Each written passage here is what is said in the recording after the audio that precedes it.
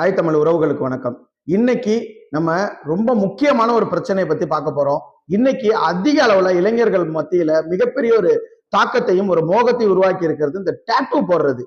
உண்மையிலேயே அந்த டாட்டூ போடுறது பழங்காலத்துல இருந்து இருக்கு. ஆனா இன்னைக்கு ரொம்ப அதீதமா நடந்துட்டு இருக்கு. இந்த டாட்டூ போடுறது ஒரு பக்கம் தன்னுடைய மனசுக்கு பிடிச்சவங்களை, தன்னுடைய குழந்தைகளோட பெயரை, தன்னுடைய மனைவி பெயரை, தன்னுடைய தாயார் பெயரை, தன்னுடைய கடவுள்கள் என்னென்ன மனசுல கடவுள்கள் வச்சிருக்கோமோ அந்த கடவுள்களை எல்லாம் உடல்ல டாட்டூவா குத்த போகும்போது அதெல்லாம் பார்க்கும்போது சந்தோஷமா இருக்கு. ஆனா அந்த டாட்டூவால படக்கூடிய விபரீதங்கள் இருக்கு இல்லையா, அந்த விபரீதங்களை எல்லாம் பார்க்கும்போது ரொம்ப வேதனையா இருக்கு. நேற்று தஞ்சாவூர்ல என்னுடைய நெருங்கிய நண்பருடைய மனைவிக்கு நேற்று வந்து டெலிவரி. இந்த டெலிவரிக்கு பிளட் வந்து தேவைப்பட்டுச்சு, பி பாசிட்டிவ் தேவைப்படுது.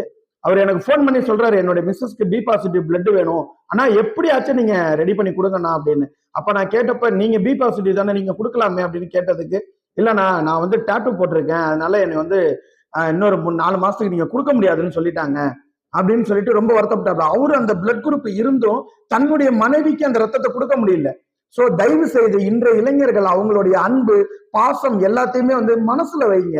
அவங்களுக்கு ஒரு நகை எடுத்து கொடுங்க, அவங்க பேர்ல ஒரு வீடு வாங்கி கொடுங்க, அவங்க பேர்ல ஒரு நிலம் வாங்கி கொடுங்க. இதெல்லாம் பெரிய பெரிய சந்தோஷங்கள். இப்படி கிரியேட் பண்ணுங்க.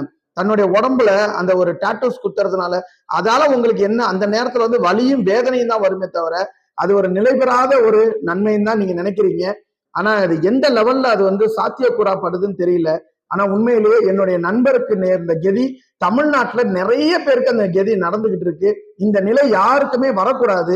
தயவு செய்து தேவை இல்லாமல் இந்த டாட்டூ குத்துறது, பச்சை குத்துறது, இதெல்லாம் தயவு செய்து நம்மளுடைய வளரும் இளைஞர்கள், அடுத்த எதிர்கால தலைமுறை சந்ததிகள் கொஞ்சம் யோசிச்சு செய்யுங்க.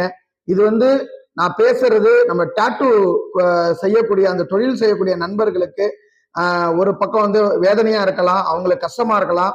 இருந்தாலும் தேவைகளுக்கு ஏற்ப அந்த தொழிலை செய்யுங்க. தயவு செய்து இதை ஒரு மிகப்பெரிய ஒரு பிசினஸா பண்ணி இன்னைக்கு ரத்த தானம் இன்னைக்கு செய்ய முடியல.